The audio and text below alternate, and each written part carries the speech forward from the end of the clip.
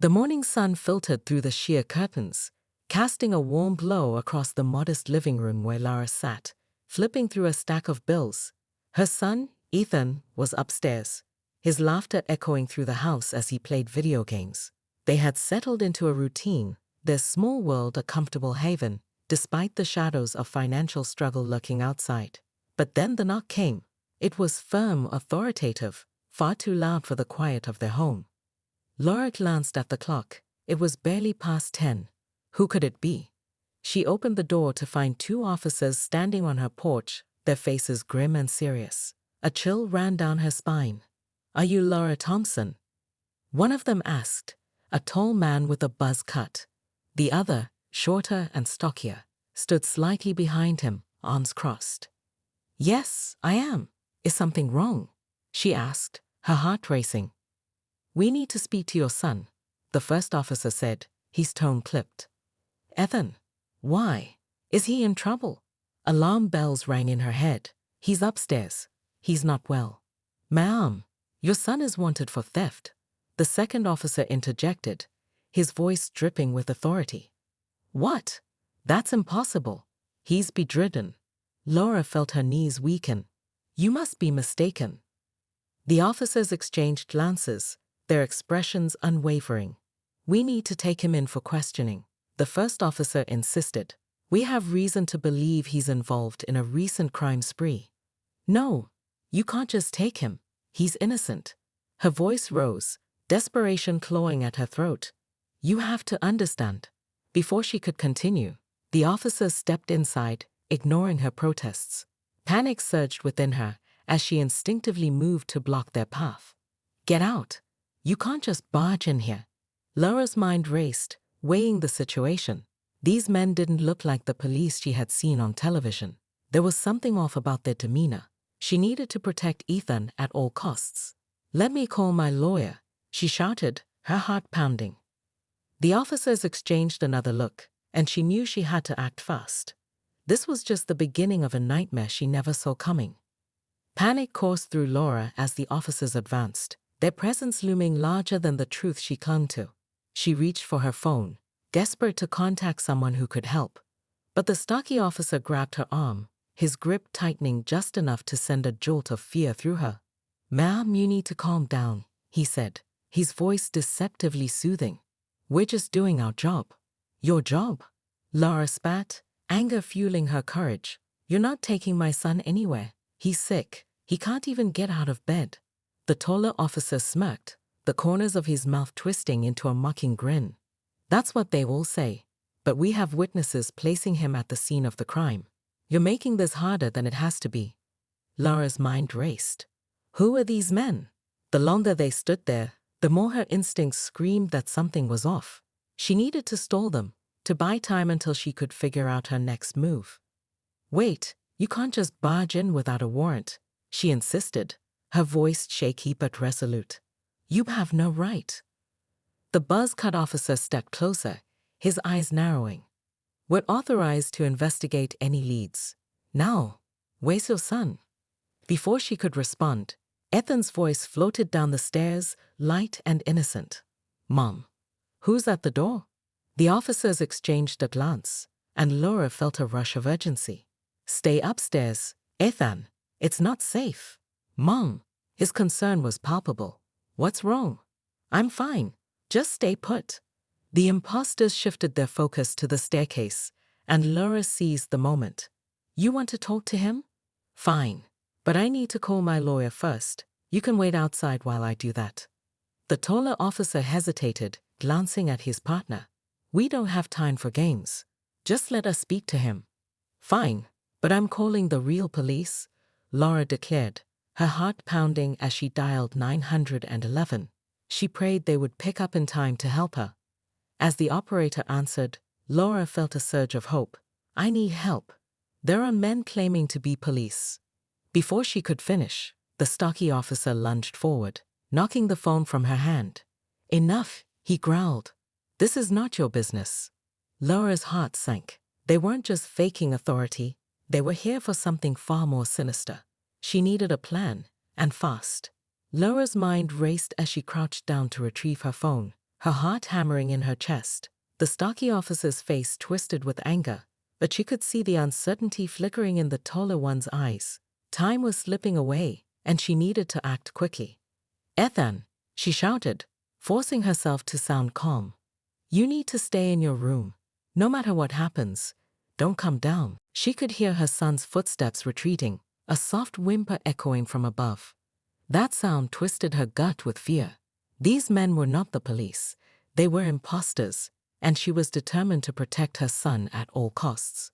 "Let's make this easy," the stocky officer barked, crossing his arms as he blocked her path. "You don't want this to escalate, do you?" Lara took a deep breath, her resolve hardening. "You can't intimidate me. I'm not afraid of you." The taller officer stepped forward, a flicker of surprise crossing his face. "You think you're clever, don't you? But you're in way over your head." She couldn't let them manipulate her. "If you're really police officers, you'll have identification. Show me your badges." Both men hesitated, and for a split second, doubt crossed their faces. Lara seized the moment. "I'm calling my lawyer, and if you don't leave, I'll make sure the real police know what you're up to." The stocky officer leaned closer, his voice low and menacing. "You think anyone will believe you? You're just a single mother trying to protect a criminal." Lara's anger flared. "My son is not a criminal. He's innocent." In that instant, she realized the truth. They were trying to extort money from her, not arrest her son. She just had to outsmart them. "If you don't leave right now, I'll have this entire neighborhood on you, and I won't stop until you're arrested." The tension hung thick in the air. The taller officer exchanged a glance with his partner, weighing their options. Finally, they stepped back, a begrudging respect forming in their expressions. "Fine," the stocky officer spat. "But this isn't over. You'll regret this." As they turned to leave, Laura felt a wave of relief wash over her. She had bought herself time. But the danger was far from over. She hurried upstairs to Ethan, knowing she had to protect him from the real threat. Ethan was curled up in a ball on his bed, his small frame trembling with fear. Laura rushed to his side, pulling him into a tight embrace. "It's okay, sweetie, they're gone. You're safe now," she whispered, her heart aching at the sight of her son's distress. "What if they come back, Mom?" Ethan's voice trembled as he buried his face in her shoulder. "They won't," she assured him, brushing his hair back soothingly.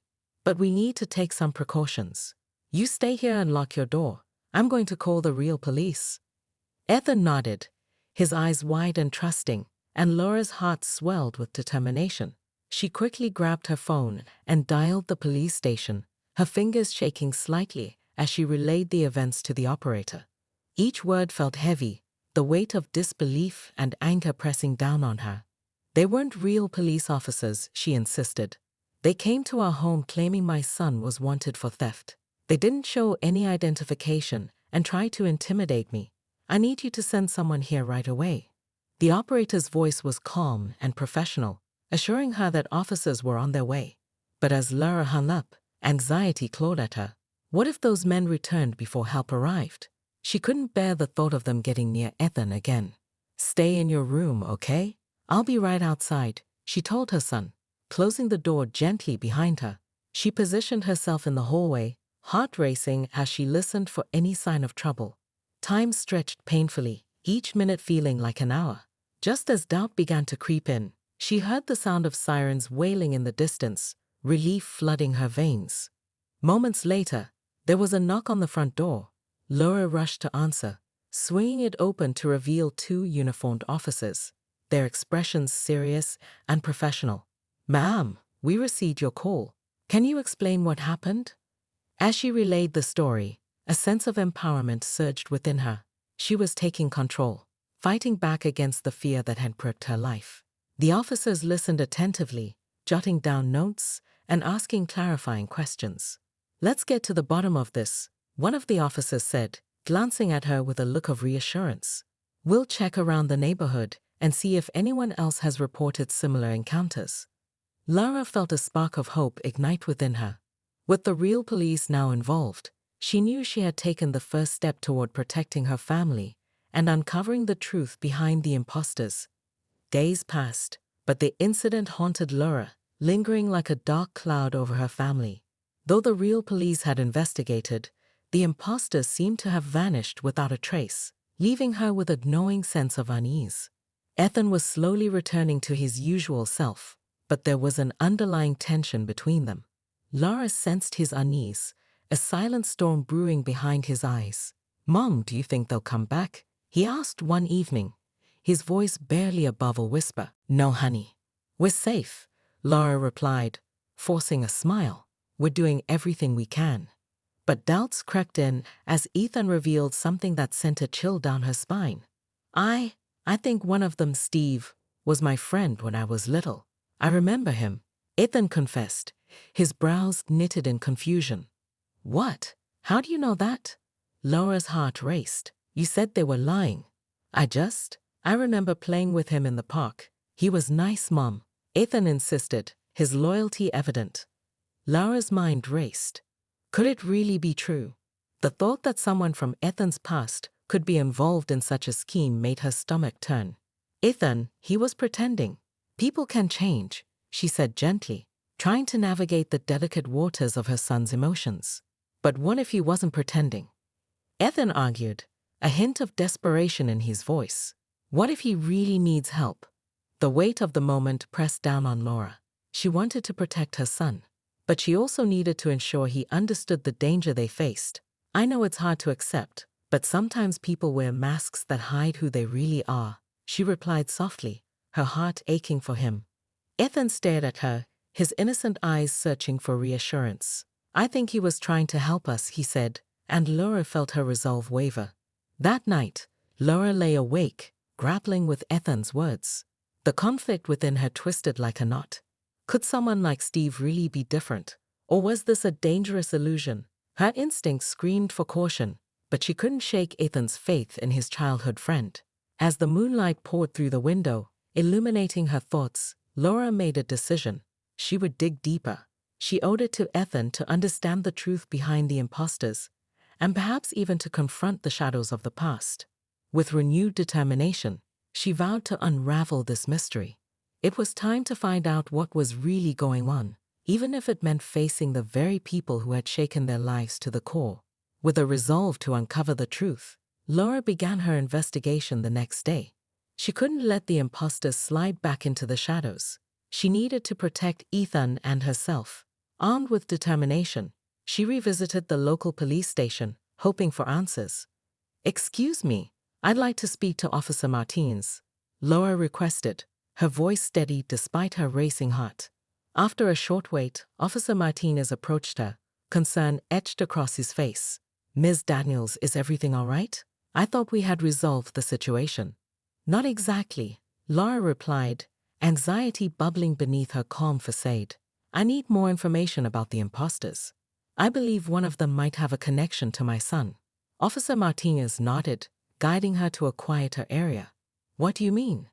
Ethan recognized one of them, Steve. "He claims they were friends when they were kids," Laura explained, her frustration mounting. "I need to know if there's any background on him. Could he really be someone we can trust?" The officer sighed, running a hand through his hair. "I'll see where I can dig up, but it's a long shot. The people we're looking for are likely seasoned con artists, and Steve may just be playing a part." Feeling the weight of the situation, Laura pressed on. "Please, if there's any chance he's not like the others, I need to know." "Understood," Officer Martinez said, giving her a reassuring nod. "But be careful. Sometimes the most charming faces can hide the darkest intentions."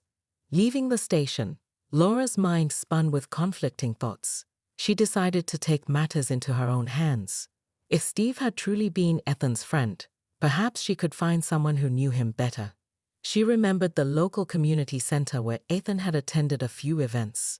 There had to be people there who could provide insight into Steve's past. Determined, Laura made her way there, heart pounding as she pushed open the door. Inside, the familiar scent of wood and paint greeted her. She approached the receptionist, introducing herself and inquiring about Steve. "He used to come here a lot," the receptionist recalled, "but I haven't seen him in years. He had a rough patch, but he was a sweet kid. You think he's in trouble?" Laura hesitated, torn between the image of the boy Ethan remembered and the adult who had shown up at her door. "I just need to know what happened to him," she replied, urgency edging her tone. As she gathered information from the receptionist and others at the center, Laura felt the weight of her mission intensifying. She was now committed to finding out who Steve really was, not just for Ethan, but for their own safety. Days turned into a blur as Laura pieced together the fragments of Steve's life. Conversations with old friends and community members painted a complicated picture. He was a victim of circumstances, a product of a troubled past, yet something about him felt off. Determined to confront the imposters once and for all, Laura gathered her courage. The night of the confrontation, Laura's heart raced as she approached the spot where she'd last encountered Steve and the others. The dimly lit street felt eerie, but she wasn't alone. Officer Martinez had agreed to back her up, ensuring they would have the support they needed. As they arrived, Laura spotted the familiar figure of Steve loitering near a parked car, looking just as he had the first time they met. She felt a mix of emotions: fear, anger, and a hint of pity for the boy Ethan had once known. "Laura," Steve called out, a forced smile stretching across his face. "I was hoping to see you again." Before he could say more, Laura stepped forward, steely resolve in her gaze. "Enough games, Steve. We need to talk." Just then, the two other imposters appeared from the shadows, their expressions shifting from surprise to guardedness. Laura felt her pulse quicken as Officer Martinez subtly moved to her side, ready for whatever might unfold. "Laura, listen," Steve began, but she cut him off. "No, you listen. You've put my son through enough turmoil. I know you're not who you claim to be. The police are on their way, and I won't let you hurt anyone else." The tension in the air crackled as Steve's demeanor shifted, his smile fading. "It's not what you think, Laura. I was trying to help him." "Help him? By pretending to be someone you're not?" Laura shot back, her voice steady despite the whirlwind of emotions inside her. "You've manipulated us all, and I won't stand for it." As the imposters shifted nervously, Officer Martinez stepped forward. "I suggest you all leave now. We know who you are and what you've been doing. It's over." Laura watched as the imposters exchanged anxious glances. Steve, for a brief moment, looked vulnerable, but it vanished as he turned away, ushering his companions into the night. With the imposters gone, a wave of relief washed over Laura. She turned to Officer Martinez, gratitude shining in her eyes. "Thank you. I couldn't have done this without you." "Just doing my job," he replied with a reassuring smile. "But you were the one who stood up for your son. You've shown incredible strength through all of this." As they walked away from the confrontation, Laura felt a sense of closure beginning to settle in. She knew the road ahead would still be challenging, but she was ready to face it. She would protect Ethan, rebuild their lives, and nurture the bond that had been tested. In the distance, she could see the light of their home shining warmly, a beacon of hope for new beginnings. Together, they would move forward, stronger and more united than ever.